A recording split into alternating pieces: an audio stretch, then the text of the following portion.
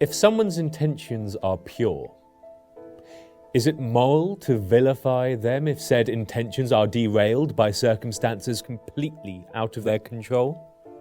Everything I did for Owen. I was just trying to be the stage for his voice to call from. Would you deny an artist paint? Or a carpenter his tools? No. Owen's story deserved to be told, and it was my duty to tell it. And where is Owen, Declan? I don't know. Let's start at the beginning. How did you and Owen meet? So I first met Owen at the Shinewater Psychiatric Hospital. I was working for MacGuffin Studios, a small production company, and I was making a documentary for them about the lack of available access to funding for psychiatric hospitals or something trivial like that. Quite frankly, it was beneath me. And at my time in these hospitals, I thought I'd seen it all. And then I met Owen. What's so special about Owen?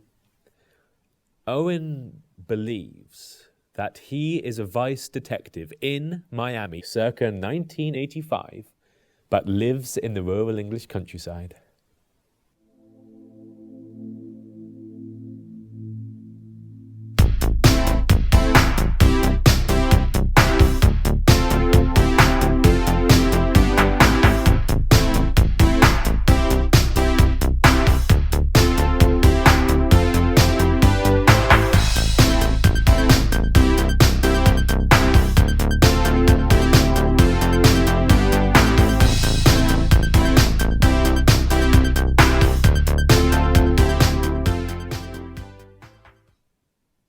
I first encountered Owen when he mistook my boom operator for a drug dealer, which, needless to say, made everyone very uncomfortable.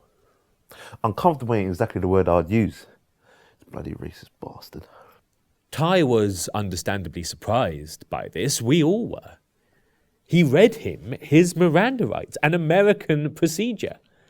Now, I had met people who had delusions of being law enforcement before, but never from another country, let alone from a completely different time period.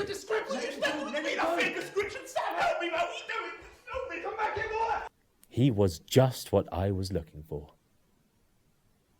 I imagine Owen being the subject of filming made things a bit awkward on set. You imagine? Declan, are you sure it's safe here? 100%. I don't want no one rugby tackling me again. Don't worry, you're fine. It's really annoying. You're exactly where you need to be, I promise. You need to lock him up, mate. Properly. Lock him. Get along, you absolute digestible. What?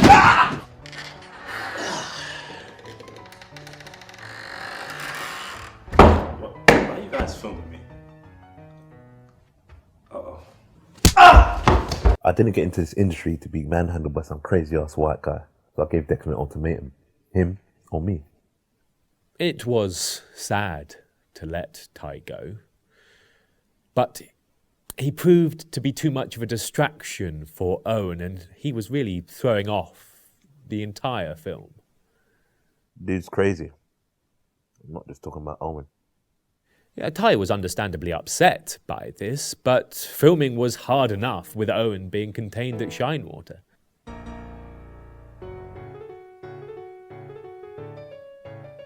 Time and time again, the orderlies would interrupt whatever adventure Owen was set upon, and that really stifled my storytelling process. Maybe they were more concerned with his safety rather than his story. Well, yes, that's their job.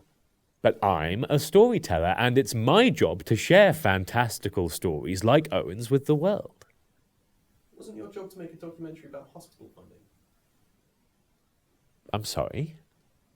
Do you want me to share Owen's story or not? By all means. Thank you.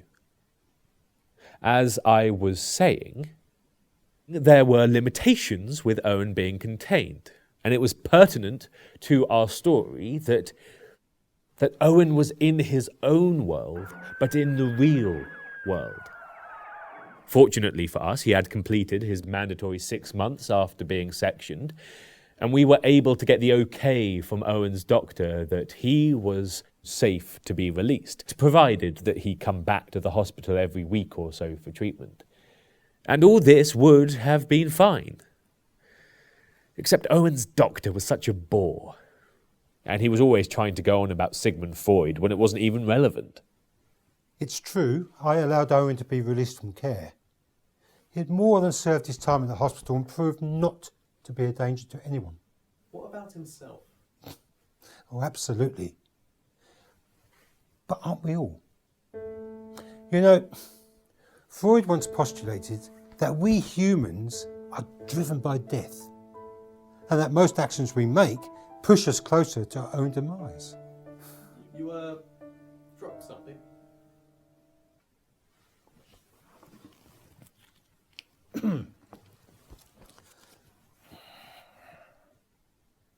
Didn't Owen's family mind about him being taken out of the hospital? No, that's the easy part. You see, all of Owen's family are dead. It's actually one of the main factors driving his delusional disorder. Oh my God, that's awful. Oh, God, yes, of course, it's tragic, but as a very wise man once said, one man's tragedy is another man's treasure. And that is a sentiment that I believe in wholeheartedly.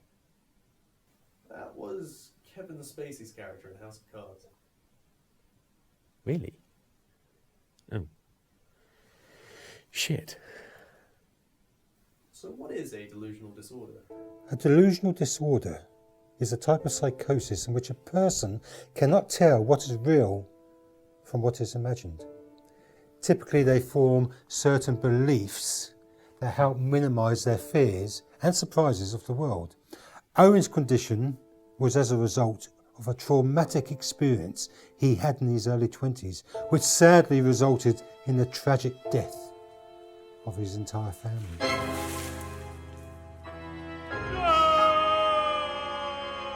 He became so haunted by the memory of it that his mind fabricated a fictional reality to help him cope with the loss. Why specifically a Miami police officer in the 80s? Well, when Owen arrived, his mind was in such a fractured state, we were unable to know for certain why he found comfort in the neon-soaked streets of 1980s Miami. From what limited information we could gather, we believe as a child, he and his father bonded over the mutual love of Don Johnson. Although, in the book Studies on Hysteria, Freud suggests that... So how did you get Owen to agree to leave the hospital? We managed to convince Owen that he had been promoted and was to be relocated to a new jurisdiction. And we chose Brighton because, like Miami, it is by the coast. It is very colourful, and it has a thriving gay nightlife. And we also told Owen that I was to be his new captain, and that he was to report to me directly for all new briefings. So you effectively controlled his every move? No, because that implies some sort of mutual understanding between the two parties. No, it was more like Owen was an untrained puppy and I was his handler.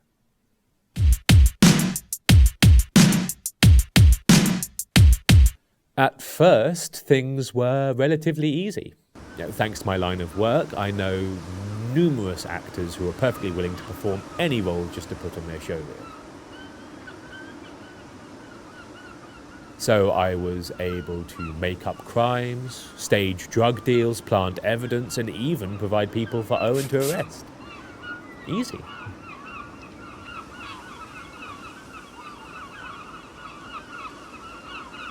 But then he started to become suspicious.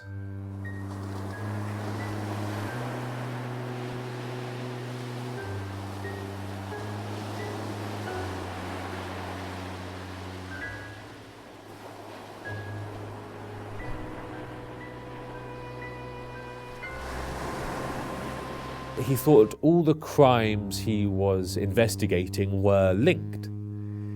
That they were all being perpetrated by the same person, a powerful crime lord called Lorenzo. He was obsessed with Lorenzo. He started ignoring orders and looking for Lorenzo at all times. He was a renegade, a loose cannon. It was amazing. It was exactly the fresh turn that my story needed.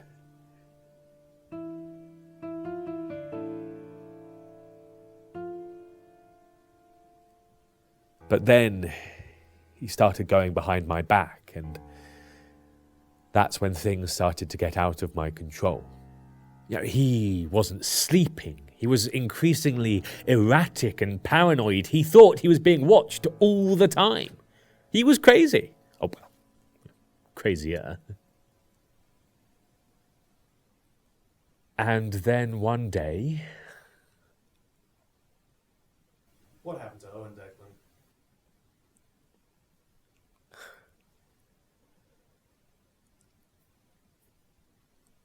we lost him. We had set up a route for him to follow to find a mugging along the way, but while we were out, he seemed to see someone that he recognized from his past maybe, and he just took off running. And we tried to follow him, but he got away and just vanished. Wow, I'm so sorry, Declan. It must be a terrible burden to live with, knowing your interference potentially got an innocent man killed. What? Have you not been listening to what I've been saying?